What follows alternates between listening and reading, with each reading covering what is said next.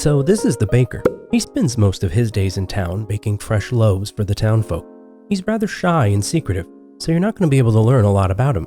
But in Moon, we're looking to learn something about everyone we can. We want to connect with people and earn their love. So we discover one night, the baker goes out to drink.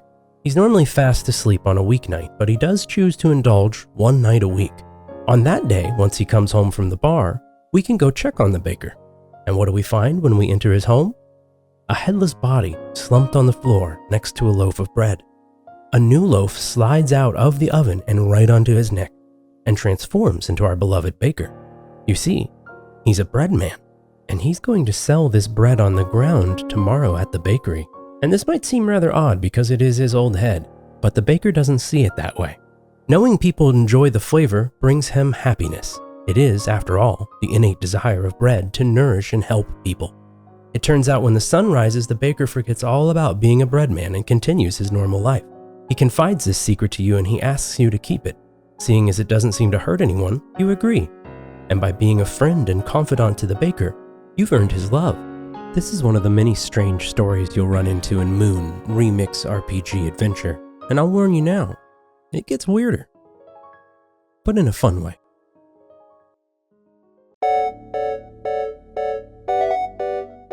I have had a lot of trouble writing about Moon. This script has changed like 4 times since I started on it. I beat the game in November with the intention of reviewing it for the channel, and honestly, my feelings on it were so complicated, I knew I immediately had to shelve it. Moon is a game overflowing with big ideas. Ideas big enough that popular indie developer Toby Fox has cited the core concept as an influence on his very popular Undertale title. However, in the same tweet that he cited as an influence, he explains he's never played it because it never left Japan. Toby Fox's praise for the game is what helped scenario writer and designer Yoshiro Kimura get the drive to bring the game to English-speaking audiences, according to a 2020 interview. This is one of those rare influential games that I would suspect a lot of people didn't play. Heck, even the people who claimed as an inspiration haven't played it. Even in Japan, the sales were lackluster. According to an article by Hardcore Gaming 101, the parent studio Love-de-Lic's numbers were pretty poor and the team scattered to the wind after just 3 games. But I'm not going to be digging a lot into that today. Instead, let's start with how Moon works. In Moon, you play as a young boy who's been sucked into his video game. It would have a much different title if it was made today. Something like, I was a regular child playing a video game with a knight as a protagonist, but I got sucked into the video game and now I have to restore love to the world. What should I do?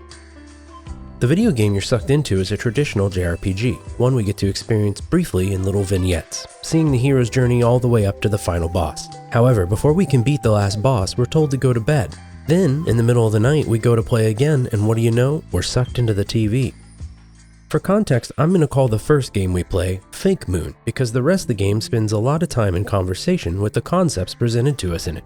Once inside the real Moon, you're left to clean up the tracks of the heroic knight. We can see the events we created playing out from a totally different perspective, and we were a jerk. The legendary armor you find in a dresser, that was underwear. The rabid dog you battle in a town square, that was just a regular dog. The monsters? Seemingly innocent. If you ever played a JRPG and felt weird about looting through everyone's dresser and kicking in every single door to say hi to everyone, you're not alone. Moon is very much looking to deconstruct a lot of these tropes.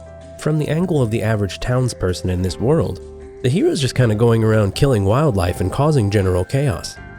Your job as the player then is to figure out how to undo the damage he's done. You do this by bringing monsters back to life or learning more about people and growing closer to them. Moon is much more interested in making connections rather than defeating monsters. You achieve this in the game by solving adventure game-like puzzles and using time as your main currency. And speaking of time, the core mechanic Moon likes to deal with is your bedtime, so to speak. When you start Moon, you can only survive for a little while before you have to go back and rest. But as you gain more love, your ability to stay up later grows and your time extends. This is effectively your way of leveling up. So with extra time, you get more opportunity to solve more puzzles. The baker example from earlier is a little later in the game because you can't stay up to the evening hours to see where he's going at first. Some puzzles are as simple as chasing the ghost of a dead monster and then pressing the X button on it in order to restore it to its body. While others have you following around townspeople, learning their habits, and really understanding what makes them tick. No matter what, they're going to lead to the same result for you: love. Most role-playing games take killing as the only way of interacting with the world, therefore your scope for real roleplay is pretty limited. This was even more true of the genre in 1997 when Moon was released. In most games, your main verb or action you can accomplish is violence. Moon is pleasantly free from these trappings. Instead, your focus becomes the rewarding nature of spending the time and getting to know someone. Of course, this doesn't do a great job of explaining how Moon plays mechanically. Moon is...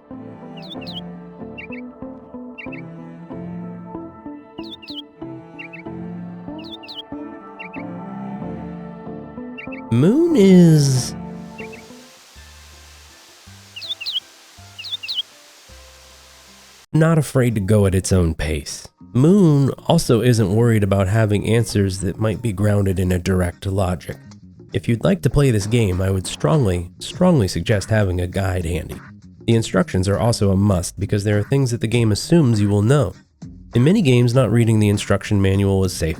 It's fine. It turns out in this case, though, it is required reading. Without it, you will probably drop dead very early in Moon with no understanding as to why. I know I did. To quote Onion Games' Twitter, "Please read the manual. Moon is a game from a different time, when manuals mattered. This will make your journey much happier and more productive." So, this little clock in the corner is an indicator of how long you have to walk around and do things before you need to rest. As you near the red arrow, you're drawing closer to your untimely demise. You enter a slouched state when you're worn out, and the warning that you're about to pass out from exhaustion. You'll need a snack potentially to prolong your time, or a rest in order to get a fresh start. You'll want to be very mindful of this because in Moon, the clock is always ticking if you do not press the pause button. Moon is possibly the only adventure game I know of that will punish you for spacing out or running to use the restroom without hitting that pause button first. Even more troubling, your slouch state moves slower sometimes, so you can imagine you'll make it back to the resting point and still manage to die before you make it home. It's hard to account for how slow you actually move. It's really slow. And if you pass out, that's game over. Then it's back to your last save. There's no auto-saving here, so you can lose a big chunk of time by not carefully planning or pacing your day accordingly. As I said earlier, a guide is going to save you a lot of tedium. Another reason a guide is a must if you actually plan on playing through Moon is the nature of the puzzles themselves. Despite having neither really pointing or clicking, Moon is absolutely a point-and-click adventure game at its heart. To find solutions, you're often presenting people with seemingly random items or tackling problems in the most roundabout way you can imagine. Hey, are you looking for this part of a rocket? Perhaps if you go fishing, you will catch this refrigerator from, specifically for no reason, this pond, and yep, that could be a rocket ship coolant system, why not? Ironically, many Western gamers refer to this as moon logic when the solution and the problem don't quite match up because it requires otherworldly thinking. This phrase seems to have stemmed independently from Moon. According to an article by etymology lover Paul Anthony Jones, the earliest example can be traced back to the 70s. I'll put a link to his blog post in the description. It's an interesting read.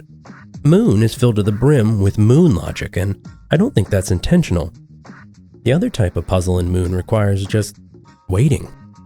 Some characters only do unique actions for very small slivers of time on a specific day. That means if you miss them, you need to find a new task or wait an entire in-game week in order to have your chance to try it again. Since time is a resource the game makes you manage, this is effectively a good way to make the player exert some risk in trying to solve a puzzle, but it gets tiring fast. Moon is incredibly interested in the relationship between the time you have to give and the time you have to spend. A failed puzzle can mean redoing a whole week. A lot of tasks feel Herculean in this game because they'll test your patience in a way that not a whole lot of other games do. On the way to solve these puzzles, sometimes you just kinda put on music and just vibe, I guess. And Moon understands the need of putting on music and just vibing. You actually buy the soundtrack of this game and play the songs whenever you want in like a little MP3 player of sorts. I guess CD player, this is the 90s. I cannot stress enough how much Moon does not seem to mind if you're bored. Moon asks you, the player, to be okay with not every moment having the punctuation of a gag or dialogue or something necessarily mind-blowing or interesting. It wants you to live in this world. At the very least, it asks you to be patient in order to see the things that are impressive. Which isn't to say it doesn't take the chance to surprise or fill you with wonder, or especially make you laugh, but But it understands, fundamentally, that you can't always be riding a high point in your real life, because outside the heroic knight, everyone else in Moon is just trying to live life. Much like the real world, the lives of the cast of Moon aren't remarkable every single day. They all go about a set routine, and a lot of it is very humdrum, but also a lot like real life. The more you get to know these characters, the more you find out they are doing interesting things. It's a lot like real life, but if people spoke using freaky audio loops. Being carried out.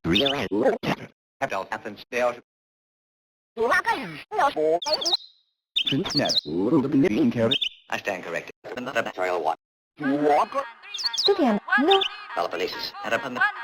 Now, on the topic of the audio clips, I don't speak a lot of languages, but I recognized at least English, Japanese, and some German included in these sounds the Moon uses for its character's dialogue. I use the word sound because while you might catch a word here or there, this is all chopped up beyond complete sentences and almost certainly not words being said by your character via dialogue. The effect is very cool, and all the recordings have a pitched, compressed sort of sound to them. They sound very dated. So that led me to believe they're probably free archival audio that they've just picked based on the aesthetics of how the clip sounds. Music-wise, the game soundtrack is mostly dictated by buying your records from this NPC like I mentioned earlier. And the cool thing is, the soundtrack covers a bunch of different artists and genres that were really popular during the 90s. I'm talking like grungy stuff and Pure Mood's new age stuff. It's all just kind of here in one spot. It feels like a time capsule of its era. But since it is all over the map and it's just kind of whatever you want to put on, I'm not going to dig too deep into it here. Aesthetic is a really good word to keep in mind when you're talking about Moon. A lot of its charm lies in these choices. Character designs feel loose and cartoony compared to the clean pixel art the game presents in Fake Moon in the opening. The team's love of this dichotomy between the style of Fake Moon at the beginning and the real Moon the protagonist enters even extends down to the concept art. If you look at this Japan-only Moon guide, you'll find that the character designs are done in a wispy, iconic Yoshitaka Amano style, a reference to the early Final Fantasies he did concept art for. But then the designs of real Moon are these crazy, cartoony styles that are really very playful and soft, especially compared to the very serious tone that a traditional JRPG has. The art in Moon is all over the map. We have the 32-bit cartoony pixel art, traditional 16-bit JRPG art, and pre-rendered claymation all sort of hanging out in the same sandbox. But thanks to some strong art direction, this all manages to feel cohesive. It all holds together stylistically and is given a healthy dose of irreverent whimsy thanks to these shifts in style. For some reason, the quickest way to get me on board with a game is either dark fantasy, mecha, or whimsy. I'm not sure why Earthbound, Gundam, and Dark Souls all open the same dopamine floodgates in my brain, but we'll go ahead and call that more of a me problem. While a lot of isekai narratives tend to dip their toes into power fantasy, Moon aims for introspection. A lot of the genre tends to gamify the world, which allows characters to apply the logic of level-ups to their real-world situation. Moon has a lot in common with Wizard of Oz, which I guess is the OG isekai. The dreamlike logic, the very basic goal peppered with a cast of wild characters, and the new perspective of our hero is a lot more important in Moon. Our protagonist experiences his prior RPG adventure through the lens of empathy, and yes, as I mentioned earlier, the behavior of a standard JRPG protagonist is terrible. The game doesn't shy away from the critique of the standard approach. The knight doesn't ask questions. The knight kills monsters. He needs to in order to play the game correctly. Enemies aren't alive in a game we're playing, they're just a means to get experience. You don't question these things because the typical game doesn't present you with the tools to do so. There are, of course, exceptions to this rule, but they were in incredibly short supply circa 1997. I mean, look at this thing. Would you kill this in real life? I hope not. He's amazing. You'd try and find him a treat if you were a decent person. He needs it. Once your protagonist warps into the world, we take the form of an invisible boy, a walking pile of clothes that were gifted to us by a character named Granby, an old woman who misses her grandson. You see, he vanished sometime before we arrived, and no one in the castle seems to want to talk about it. These were his clothes, and now we're walking through the world quite literally in someone else's shoes. After muddling around for some time, we're asked in secret by the king to go find Dr. Stein Hager and help him restore the moon by opening the lunar door. The other person pushing us into action is the Queen of the Moon, who visits us in our dreams and tells us how much love we've earned. She also urges us to make it to the moon. It seems the king is at odds with his minister, and they both have a very different idea of how to save the moon world. We discover the world is in trouble because this moonlight is being sealed behind the door. This legendary door is said to be capable of freeing the people of Moon from their plight in this world. The catch is, of course, that this is guarded by a dragon, and we've actually seen and fought this mighty foe when we played Fake Moon at the beginning. It was the one we were woken up for. The bulk of the storytelling and interesting moments in Moon are actually the little things, the characters, the colorful world, and the offbeat charm. I can't stress enough that if you want to play this game, that's where the magic is in terms of what the game wants you, the player, to see. But as you go along your adventure making friends, saving lives, and learning about the odd inhabitants of the world, you will stumble onto something else. The rum-roms. The lore. Of course, dumped copies of games are also referred to as ROMs, so this all makes a lot of sense. And in this case, it's apropos because the game's sacred text would be its literal memory. Rum-roms are scattered and very largely super difficult to find. Deciphering them is a nightmare process of walking all the way back to the lab to use the machine to decode them. It's very time-consuming and obtuse, but as you gather them, you get a better idea of what's going on in the world as a whole. The rum-roms provide hints, lore, and even information about the tiny mushroom parasite guys called the Kakunte. Or Kakunta? I'm not really sure. The catch, of course, is that I'm not sure a lot of folks are going to experience this side of the game because not only are they hard to find, sometimes they require multiple steps in order to decipher. To be blunt, it's a pain. They do offer a lot, however, in terms of the story for the game's world. It turns out the heroic knight who's just murdering things haphazardly and generally making a mess is the work of the minister. It's implied that Granby's missing grandson is the one in the armor. The castle uses a system called the White Arrow, whereby someone is picked at random using this arrow and that person is conscripted to put on this cursed armor. This armor makes the whole world appear different, as though you're the hero in a JRPG, and sends you on an obsessive quest, without regard for life and against your will to complete your assigned task. A regular dog might seem rabid. Everything becomes a means to an end, and worst of all, that armor cannot be removed. This is the minister's nuclear option, and the reason the king is sending you. Granby's grandson isn't dead. He's being used as a puppet for violent ends. The king lacks the convictions to face the minister, but something about you feels different, and that's why he gives you this mission. The knight then becomes quite sympathetic at this point. He's not acting this way with malice, he's simply driven by things outside of his control. Now, to take a step back in a sort of meta-commentary way, the knight clearly represents the way a normal player is made to interact within the traditional turn-based RPG. You aren't given the tools in most games to find out why a slime is bad, it just is. You have to kill it. So the game has a narrative reason for the knight to behave the way he does, in the same way that you, the player, would have played him. Ultimately, though, your actions in the first playthrough are what's made him the way he is. You're using the controller to play the RPG in the beginning. In this story, you are both the villain and the hero. The knight and your character are kind of the same person. The game hits this home once they reveal the knight's name, which is the name you entered in the beginning, is in fact the same name your protagonist uses, but in all caps. Sort of like how old games used to do that, you remember? The original versions of Final Fantasy VI on the SNES, people used to be like, oh, we need to go here. Cyan, will you come with us? Even as a kid, I always felt like it was like they were screaming. I'm really glad that's not a thing anymore. The other thing the Rum-Roms imply is that free will largely doesn't exist inside the world of Moon. Everything happening is on a loop. Once the game is cleared, it starts again. The dragon on the moon is defeated by the knight every single time, and the universe resets. It's locked in a vicious cycle. The hope then is that you, as an outsider, will have the potential to break this cycle for the people of the world, even if they don't realize they're a part of it. When you finally collect all the parts of the rocket ship through a series of, weird tasks, it sucks. Once the ship is assembled, it's off to the moon with you. It's time to open the door of light and restore moonlight to the people. Now, I think as an artistic endeavor, the trip to the moon is a neat idea. It's not a short one by any means. I timed it to about 15 minutes long, and Moon makes you sit through the whole thing. You're left largely with your own thoughts and the thoughts of our magic mushroom snarfing character Florence. You get to listen to his semi-interesting ramblings on existence as he continually becomes a flower, withers and dies only to return. It's a bold choice for the lead up to your penultimate encounter. Similarly, there's a flight to an island in the game that does this sort of same thing. I think it's really interesting that Moon is okay with these long stretches of nothing going on.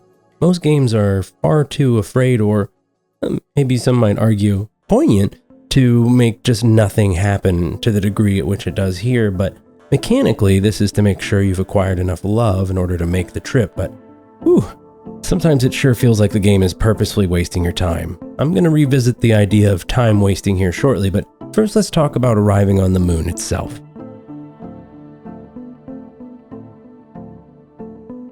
Once we get to our destination, we discover that all the animals and friends we've saved along the way are here waiting for us. They're here to celebrate us saving the world together by opening the lunar door. This is a heartwarming moment and a nice reward for spending the very large amount of time it takes to save all these little claymation pals. My playthrough took about 12 hours. We're urged to go meet with the Queen of the Moon to get the way to save the world. The moon is a surprisingly small place, not entirely dissimilar from the very twee little planets of The Little Prince, if you've ever read that great book. Arriving at the castle, we discover the Queen of the Moon and the Dragon of the Moon are actually a single entity, just two heads hooked up to a pile of rum-roms. I don't really know how to describe them. They're almost horrifying.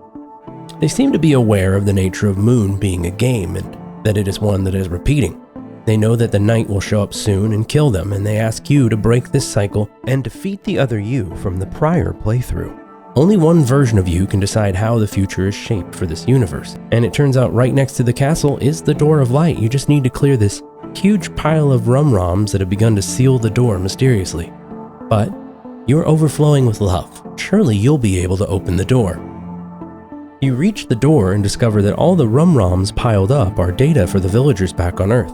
Everything they do is governed by these chips, their routines fully outlined. There really is no free choice for these residents. It is all entirely deterministic. Pushing and struggling against the door, however, you find that you're unable to open it. All hope appears to be lost. You return to the castle to explain your failure to the Queen and the Dragon, but you're cut short. The knight had hitchhiked on your ship to the moon and begins to mercilessly destroy all the friends that you bothered to bring back to life, undoing all of your work. He breaks through to the Queen and Dragon and dispatches them as well. Their parting words asking you to open the Door of Light when you have the chance.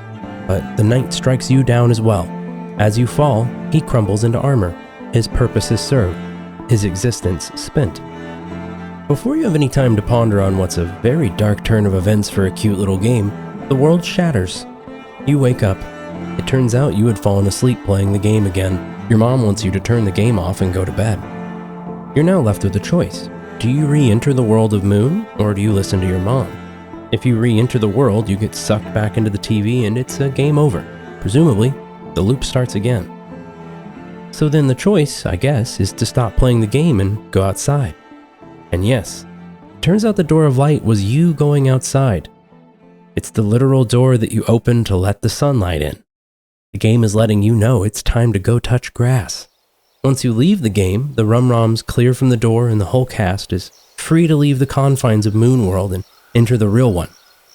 When I saw the credits roll, I was kind of angry, right? Because there's a lot of times when this game just purposely wastes your time. Those flights I was talking about earlier, those are just chunks of time you don't really get anything out of, and then the game's core message after all of that is that playing games isn't really that fulfilling. Did my video game just tell me not to play video games? This ending's actually talking about some larger concepts than I initially gave it credit for, so let's explore that a little bit. Let's be a little bit more charitable than my initial first read on the game. So the fact that I'm making a video, for me, means that Moon at the very least is an experience. It's a delightful and colorful cast of memorable characters to meet. Fun, fresh ideas, extremely fresh if you consider that it was a 1990s console game, and just a wonderful message about love being just as valid as violence in terms of the way you play. It took me several months of sitting with the ending, but eventually I've come to terms with it. At the end of the day, I did need to ask myself a very important question though. Did I have fun playing Moon? And even now I think the answer is probably no, not really. I went into the game thinking it was going to be one thing, only for it to turn out to be something altogether different. A game whose systems, by design, seem purposefully built to waste your time, and as a result, my feelings on it sort of bounce around all over the place. The first note I wrote for this game, past some basic story bits, was, Granby is going to make me cry, because she reminded me a little bit of my own grandmother, whom I was very close to as a child. I have to impress upon you, I was the best grandchild. She told me this openly in front of the other grandchildren. Hey, do you want to get bullied by your cousins when grandma isn't in the room? Step 1. Become the unequivocal favorite grandchild. But the story isn't about Granby. The story isn't about any one of the characters. The story is about you, the player, not the character in the game, you, the person looking at the screen. In the end, you get what you give to Moon. The story, the world, the characters are all there so you can take them with you. The game is designed with you taking your time and just hanging out in mind. You open the door of light, you're leaving that chapter behind you. The characters are there with you. Moon presupposes a world where the best games don't end at the credits. You take the best games with you, because that's how you free a character from that cycle, right? All video game, movie, and media characters are trapped in whatever box a writer leaves them in, but through fan art and celebrations of them, you're able to transcend those boundaries. This is true of any art, but it's nice to have a game like Moon remind you, even if it fails in some respects, to be truly fun. Some of my favorite games were stellar to begin with and then taken to the next level by my own lived experience. Journey was the first game I played after my aforementioned grandmother passed away. I sat and cried at the credits in a dark room, quietly hoping my roommate wouldn't hear me. Not that Mike would have really cared, he was a really cool roommate. Snipper Clips reminds me of the first couple months of my now fiancé moving in with me. The little puzzles and bright colors felt as hopeful as we did as we started our journey of sharing space together. So yes, the game's narratives themselves brought out these feelings in me, but they were guided very specifically by my own lived experience. Bearing all that in mind then, Moon doesn't necessarily have to be fun or even something I would ask most people to muddle through. But at the end of the day, Moon is unmistakably, proudly its own game. It's at times tedious, strange, lovely, off-putting, and charismatic. And I don't think it's a shame to be any of those things, and while I didn't connect with it, I don't think that changes that this game is important for its era. There's a reason people are still talking about it.